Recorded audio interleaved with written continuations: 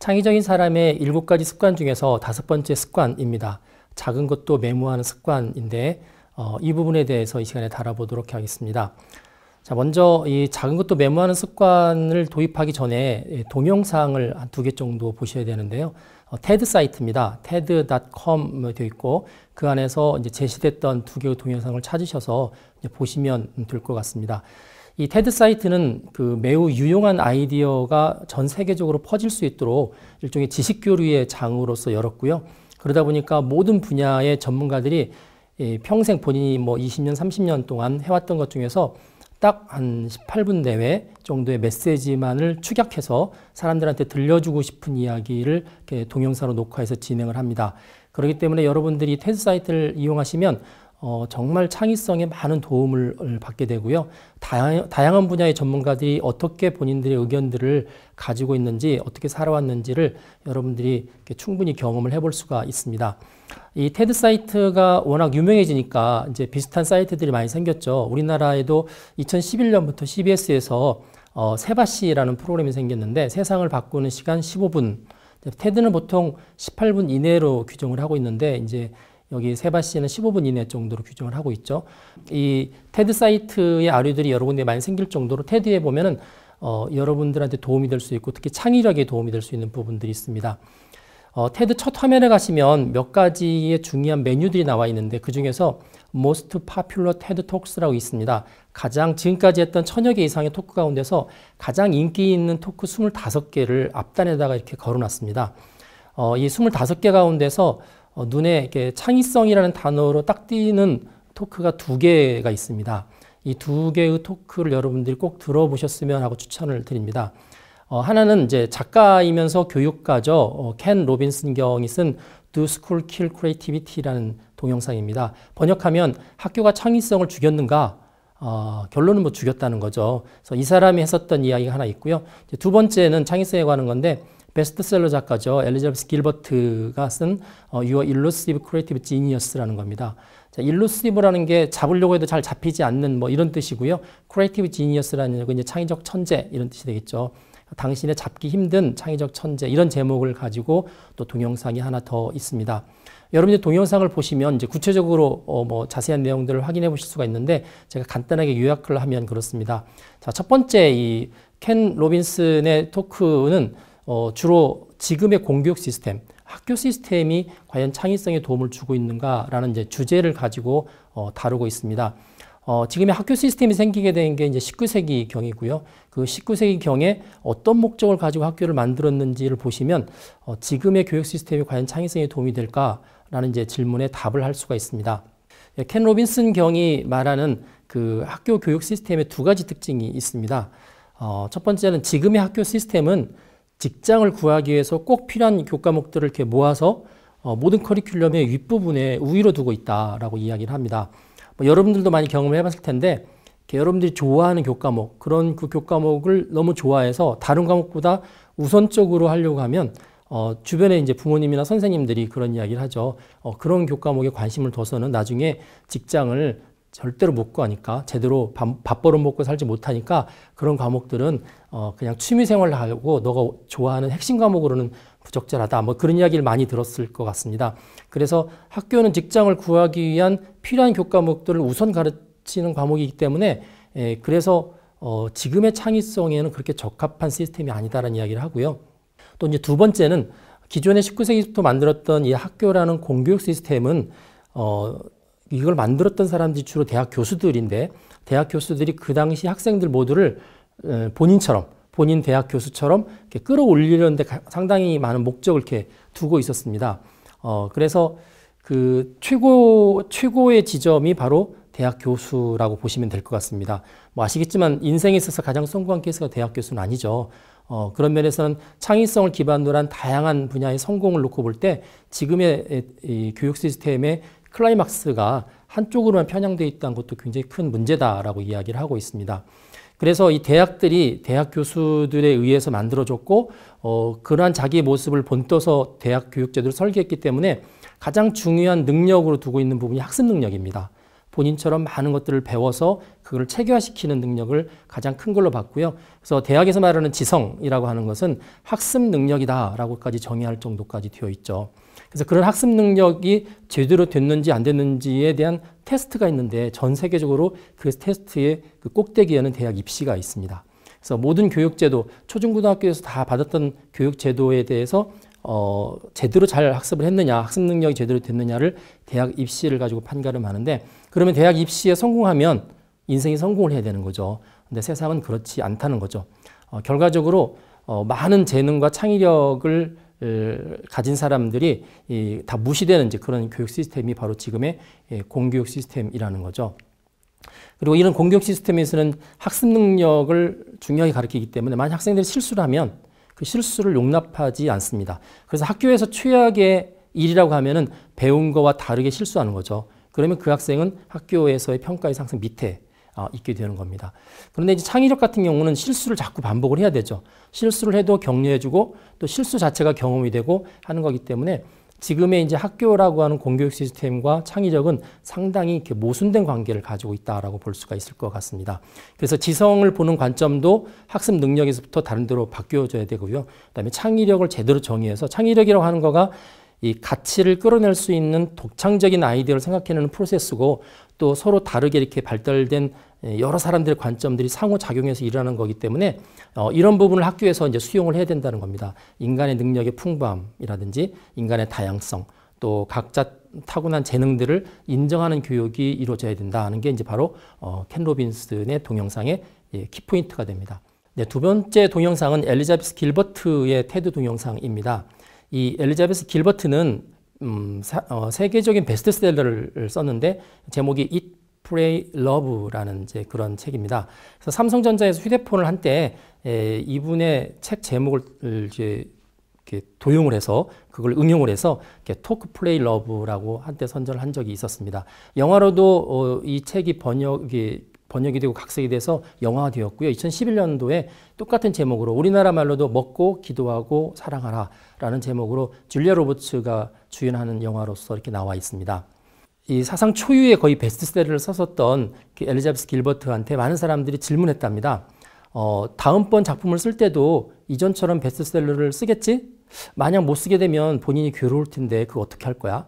뭐 이런 이제 유해지는 척 하면서 사실은 상당히 마음에 부담을 주는 질문들을 많이 했다는 거죠. 본인도 그 질문을 들으면서 많은 고통과 갈등을 느꼈는데 본인뿐만이 아니라 많은 창작적 문화는 작가, 화가 이런 사람들이 한때 사람들의 주목을 끌었던 작품을 만들고 나서 그 뒤에 작품을 만들 때 상당한 슬럼프에 빠지고 괴로워하는 것을 많이 지켜봤습니다. 그래서 이 엘리자베스 길버트가 본인에게 닥친 이 문제를 어떻게 해결했는지를 말하는 게 바로 이 동영상이고 이 동영상 가운데서 매우 중요한 몇 가지 키워드가 나오는데 첫 번째 키워드가 과연 천재라는 게 뭘까? 지니어스라는 게 뭘까?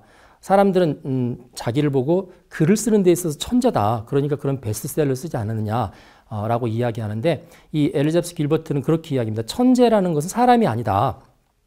정확히 표현하면 천재적 창의성은 그 사람하고 합치된 게 아니라 그 사람 바깥에 있는 거다. 그래서 자기가 마음대로 꺼내서 쓸 수 있는 게 아니라 자기도 예상하지 못했던 때 그 천재라는 그 존재가 본인한테 손님처럼 찾아올 거다. 찾아와서 자기 작품하고 연관이 되면 그 작품이 사람들한테 굉장히 호응이 좋은 작품이 되는 거고 만약 연결이 되지 않으면 그 상태로 그냥 평범한 작품이 되는 거다. 이렇게 이제 본인과 천재를 분리를 시켰습니다. 그러면서 하는 이야기가 그 이전에 그리스 로마 시대에도 가면은 지니어스라는 표현이 있는데 그림을 그리다가 조각을 만들다가 연설을 하다가 저 사람이 정말 다른 사람들하고 다른 모습의 어떤 창의적인 걸 보이면 저 사람한테 지니어스 같은 존재가 있다. 지니어스라는 어떤 영감, 그다음에 어떤 경우는 요정, 신으로까지 생각을 했거든요.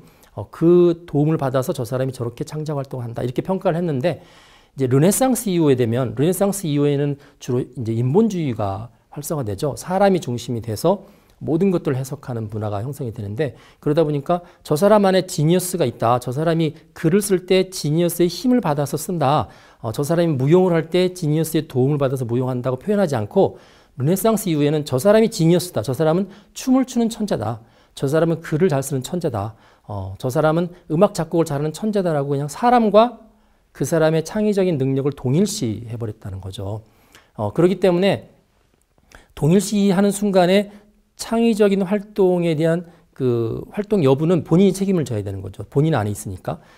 그래서 이 엘리자베스 길버트는 그건 굉장히 잘못된 거다. 창의적인 산물은 어떻게 되면 본인의 노력만으로 나오는 게 아니라 밖에서 도와주는 지니어스와 같은 창의적인 어떤 그 뭐랄까요, 직관력, 그다음에 인스피레이션 뭐 이런 것들이 이제 이 안에 들어왔을 때 그게 남들과 다른 형태의 창의적 산물이 될 뿐이지 나하고 똑같은 건 아니다라고 이야기를 합니다. 그러면서 두 가지 사례를 이야기를 해요. 첫 번째는 이제 시인이죠. 로스 스톤이라는 이제 분인데 아마 당시에는 엘리자베스 길버트가 이제 인터뷰했던 이야기를 하는 것 같은데 이분은 돌아가셨습니다. 지금은 나이가 많으셔서 거의 100세 가까이 사시다가 돌아가셨는데 퓰리처상 시 부분에서 수상을 하셨고 또 그분이 쓴 작품 가운데서 In the Next Gallery라는 책이 있는데 이 책을 가지고 내셔널 북 어워드라고 아주 중요한 상을 받았던 사람입니다. 이 로스 스톤은 버지니아의 로아로크라는 아주 시골 출신입니다. 그래서 시골 출신이고 본인이 작품 활동하면서도 그곳에서 계속 작품 활동을 같이 했기 때문에 작품 활동을 하는 도중에 시골이니까 이제 밭에서 일도 하고요. 뭐 여러 가지 자연 속에서 많이 살죠. 이제 그래서 그렇게 일을 하다가 갑자기 시상이 떠오른답니다. 시상이 떠오르는데 밭에서 일을 하니까 손에 농기구를 쥐고 있겠죠. 저 멀리에 자기가 묵고 있는 집이 있고 그러면 그 시상을 빨리 종이 옮겨 담으려고 밭에서 일을 하다가 막 집을 향해서 뛰어간답니다. 간신히 뛰어가서 그 시상이 자기 머리에서 사라지기 전에 이제 종이에다가 이렇게 옮겨 쓴다는 거죠. 그렇게 옮겨 쓴 것들이 상당히 많은 좋은 작품들로 나왔고 어떤 경우는 막 쫓아갔는데 일종의 이제 그 시상을 주는 일종의 천사라고 그럴까요? 뭐 그렇게 표현하는데 그게 이렇게 거의 자기한테 사라지는 바람에 자기가 꼬리부터 딱 잡아서 가장 마지막에 자기를 스쳐 지나갔던 꼬리부터 잡아서 거꾸로 잡아당겨서 이렇게 쓰다 보니까 시가 거꾸로 쓰여진 적도 있다. 이렇게까지 고백을 할 정도로 본인이 그렇게 감동적인 시를 어떻게 썼느냐, 그거는 자기 밖에 있었던 이 시상이라는 어떤 그 천재적인 어떤 요소, 창의성이 자기한테 도움을 줄 때 쓸 수 있었는데 그게 언제 올지 사실은 잘 모르는 거였다라고 이야기를 합니다. 두 번째에 또 사례를 드는데 이 사람 이제 음악가입니다. 톰 웨이츠라는 사람인데 이분은 이제 살아 계시고 좀 나이가 많긴 하지만 미국 캘리포니아 출신이고 아주 유명한 싱어송라이터고 작곡가고 배우입니다. 그래서 그 영화 감독 가운데서 짐 자무쉬라는 사람이 톰 웨이츠의 음악을 모른다면 당신의 인생에 있어서 많은 부분을 잃고 사는 거다라고 말할 정도로 참 좋은 음악이고요. 저도 개인적으로 참 좋아하는데 보통 이제 고독을 탐닉한 목소리라고 이제 평가를 많이 하고 있고요. 뮤지션들의 뮤지션, 싱어송라이터의 스승 이런 평가를 많이 하고 있습니다. 이분이 이제 작곡을 하게 될 때 일인데 LA 고속도로 상에서 막 이렇게 운전을 하고 있는데 갑자기 멜로디 조각이 본인한테 딱 찾아오더라는 겁니다. 운전을 하고 있는데 어떡합니까? 고속도로 상에서. 그래서 뭐 이런 경우가 종종 있었던 것 같아요. 그래서 처음에는 막 짜증을 내다가 나중에는 그 멜로디를 의인화해서 이렇게 뭐라고 꾸짖었답니다. 멜로디야, 내가 지금 운전하는 거 안 보이느냐? 네가 만약에 내 종이상에서 존재하고 싶으면 내가 받아 적을 수 있는 적절한 때 다시 찾아오든지 아니면 다른 작곡가한테 찾아가라. 뭐 그렇게까지 대화를 했었던 부분이 있었다고 그래요. 이 부분도 역시 거의 뭐 천재적인 작곡가고 싱어송라이터인데 본인의 창작성 이야기를 할 때 내가 작곡을 잘하는 천재다라는 이야기를 전혀 하지 않았던 거죠. 그냥 그 창의력, 그다음에 이런 악상, 이런 어떤 멜로디 이런 것들이 바깥에 대성화돼서 존재하고 그게 자기가 예상하지 않았을 때 자기를 찾아오는 것처럼 인식을 하고 있다는 겁니다. 문제는 이제 이런 이 창의적인 아이디어가 뭐 시를 쓰는 사람한테는 시상, 그다음에 곡을 쓰는 사람한테는 악상 이런 거겠죠. 예상하지 않고 찾아왔을 때 이걸 바로 기록하지 못하면 언젠가 사라집니다. 그렇죠? 나중에 막 자기가 찾아서 써보려고 해도 기억에서 사라지기 때문에 로스 스톤처럼 막 쫓아가서 쓰든지 아니면 톰 웨이츠처럼 꾸짖어서 그냥 보내든지 뭐 그렇게 하는 수밖에 없는 거죠. 그래서 이 메모라는 거는 그래서 굉장히 중요한 그런 방법 중에 하나입니다. 창의적인 아이디어를 뽑아서 그거를 우연히 만나서 사는 많은 사람들한테 메모는 상당히 중요하고 항상 메모할 거를 준비하고 살아야 된다라고 이야기를 하죠. 그래서 이 메모의 중요성을 강조하는 사람들이 만든 용어가 적자생존입니다. 적자생존. 보통 적자생존은 어느 환경에 잘 적응하는 사람이 그런 동물이나 사람이 살아남는다 뭐 이런 거죠. 적자 생존인데 실제는 이제 적는 자가 살아남는다라는 말로 이렇게 풀어서 해석을 합니다. 그래서 메모를 잘 적어야만 생존할 수 있는 시대다. 메모의 중요성을 나타내는 거고요. 한문에도 이런 그 표현이 있습니다. 총명 부여 둔필. 총명은 둔필과 같지 않다. 머리가 아무리 총명해도 둔한 연필, 둔필이 이제 둔한 연필이거든요. 필기구거든요. 둔한 필기구만 못하다. 라고 한문에도 되어 있고, 이게 독일에 있는 격언하고도 상당히 유사해요. 기억력 좋은 머리보다는 무딘 연필이 훨씬 낫다. 라고 이야기합니다. 아무리 머리가 좋아도 본인 머릿속에 있는 기억력, 그때그때 떠오르는 창의력만 가지고 살아가는 것보다는 자기를 스쳐 지나가는 그 창의력, 아이디어를 그때그때마다 연필로 잡아서 써가지고 다시 그거를 다시 뇌새김질하고 또 묵상하고 적용하고 하는 부분들이 훨씬 효과적이다라는 것을 이제 이야기하고 있습니다. 두 가지 또 사례를 하나 더 들겠습니다. 둘 다 오스트리아의 음악가, 작곡가에 관한 이야기인데, 이 요한 슈트라우스 2세입니다. 유명한 그 곡이 아름답고 푸른 도나우강이라는 왈츠풍이죠. 듣고 있으면 거의 한 8분 정도 하는 곡인데, 듣고 있으면 진짜 아름다운 물이 흘러가는 것들 이렇게 느낄 수 있을 만큼의 좋은 곡입니다. 이 아름답고 푸른 도나우강은 1866년에 오스트리아가 프로이센한테 전쟁에 거의 한 일주일 만에 패합니다. 이 프로이센이 이 북부에 있는 독일 왕국인데 다 패하니까 오스트리아 사람들은 전혀 대비하지 않았다가 패전을 당하죠. 그래서 많은 백성들이 국민들이 이렇게 가라앉아 있는 상태였는데, 그래서 이제 그런 국민들의 마음을 이렇게 다시 올리려고 당시에 이제 오스트리아의 빈 남성 합창단의 지휘자죠. 폰 헤르베크라는 사람이 이 요한 슈트라우스 2세를 찾아왔습니다. 그래서 국민들의 마음을 좀 이렇게 돌이킬 수 있는 남성 합창곡을 하나 좀 써줬으면 좋겠다. 그래서 공연을 하자 이야기를 했고, 당시 이제 의뢰를 받았던 요한 슈트라우스 2세 같은 경우는 본인이 무슨 악상이 떠올라서 했던 게 아니기 때문에 일단 제안을 받기는 받았는데 뭐 제목도 떠오르지도 않고 악상도 떠오르지 않고 한참 시간을 보내고 있었습니다. 그러다가 그 당시에 오스트리아 소설가가 쓴 그 소설 제목 중에 하나가 아름답고 푸른 도나우강이라는 소설책이 있었어요. 그래서 그러면 제목을 그 소설가의 소설책을 그냥 가져다 하자. 그래서 제목은 정했어요. 제목도 본인이 정한 게 아니고 아름답고 푸른 도나우강이라는 소설책으로 정해놓고, 이제 문제는 악상이죠. 악상이 계속 떠오르지 않아서 그래서 이제 도나우강에 가서 본인이 악상이 떠오를까 하고 이제 앉아 있었는데 그 진짜로 본인이 예상치 않은 순간에 악상이 떠올랐습니다. 근데 문제는 본인이 그걸 받아 적을 수 있는 필기구가 없었던 거예요. 그래서 이 요한 슈트라우스 2세가 뭘 했냐면 본인이 입고 있었던 요한 슈트라우스 2세가 본인이 입고 있었던 옷을 이렇게 겉옷을 벗어서 안쪽에가 천이 이제 하얀색이었는데 거기다가 이렇게 흙을 이겨서 악상을 기록했다라는 그런 이야기가 있습니다. 뭐 형태가 다르긴 하지만 메모죠. 중요한 악상들을 옷에다가 이렇게 기록을 해서 그걸 소중히 가지고 와서 이제 오선지에다 옮겨 담아서 탄생했던 곡이 아름답고 푸른 도나우강이다라는 이제 그런 이제 에피소드가 있고요. 또 오스트리아 작곡가인데 이 안톤 브루크너라는 사람이 있습니다. 교향곡 뭐 4번, 7번, 9번 굉장히 많은 걸 썼고, 이 사람은 특히 올간을 굉장히 연주를 잘해서 올가니스트로도 많이 알려져 있습니다. 한 번은 이제 교향곡 9번을 쓰고 난 다음에 어떤 사람이 이제 아마 기자였던 걸로 기억해요. 이 곡을 언제 작곡했습니까? 라고 이야기했더니 이 사람이 하는 이야기가 칼렌버그라는 산에 올라가서 산에 올라갔을 때 배가 고파서 도시락을 먹다가 갑자기 악상이 떠오르더라. 그래서 도시락 먹는 걸 중단하고 와서 악상을 받아 적었다. 이렇게 이야기를 합니다.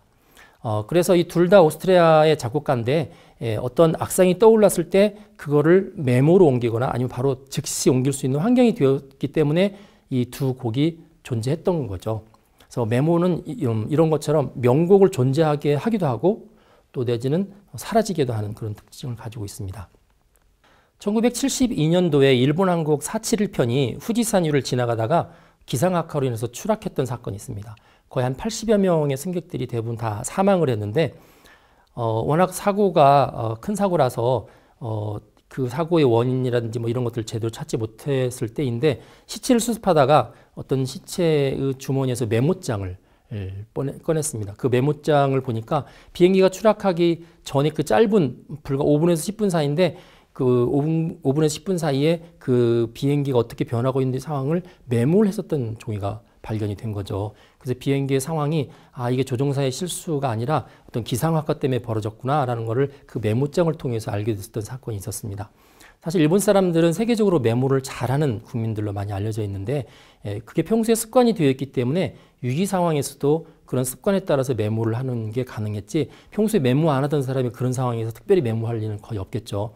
그래서 메모하는 부분들이 또 이런 극한 상황 가운데서 어떻게 발휘가 되는지를 이제 보여주는 일화 중에 하나고요. 아인슈타인한테 이제 어떤 기자가 와서 질문을 했습니다. 질문하기를 그 실험실에 와서 실험실 안에서 연구용 실험 장비를 좀 잠깐 보여주시겠어요? 라고 이야기했더니 아인슈타인이 자기가 가지고 있는 만년필을 꺼내서 이렇게 보여줬습니다. 이제 이 사람은 뭔가 특이한 실험 장비나 뭐 이런 걸 기대를 했는데 만년필을 딱 꺼내주니까 당황을 했죠. 그래서 다시 질문을 바꿨습니다. 그러면 가지고 계신 과학 장비 가운데서 진짜 중요한 장비가 뭡니까? 그랬더니 또 사무실 구석에 있는 휴지통을 가리키는 거예요. 저 휴지통이 진짜 중요한 과학 장비다. 그러면서 이제 질문한 사람이 굉장히 당황하니까 대답을 했습니다. 나는 평소에도 머릿속에서 뭔가 이렇게 생각이 떠오르면 바로 메모하는 습관이 있다. 그렇기 때문에 이 메모를 잘할 수 있는 만년필하고 메모지 뭐 이것만큼 좋은 실험 장비는 없고 그런 메모지를 이제 정리하다가 더 이상 필요하지 않은 메모지를 버릴 수 있는 휴지통, 이 휴지통만큼 중요한 과학 장비가 없다. 이렇게 대답을 했습니다. 그러면서 아인슈타인이 했던 이야기가 통찰력, 사람의 머릿속에 떠오르는 통찰력이라는 것은 오래 지속되지 않는다. 그렇기 때문에 빨리 신속하게 기록해야 된다. 이게 아인슈타인이 남겼던 말입니다. 아인슈타인이 우리보다 상당히 머리가 좋은 걸로 알려져 있고 많은 통찰력을 가지고 있는 사람으로 알려져 있는데 그가 주장했던 부분들은 그런 사람의 머릿속에 있는 통찰력은 믿을 수 없는 거다. 그렇기 때문에 통찰력이 생기는 순간에 메모를 하는 습관을 가져야 된다라고 이야기를 하고 있습니다. 메모하지 않은 아이디어는 더 이상 존재하지 않습니다. 그래서 메모한 아이들은 지금까지 살아남아 있고요. 그래서 창의적인 사람들은 작은 것도 메모하는 습관을 가지고 있고 창의적인 사람뿐만이 아니라 일반적으로 성공하는 사람들은 이런 메모하는 습관들을 항상 가지고 있습니다. 그래서 여러분들도 이렇게 메모하는 습관을 가지면 좋겠다는 말씀을 드립니다.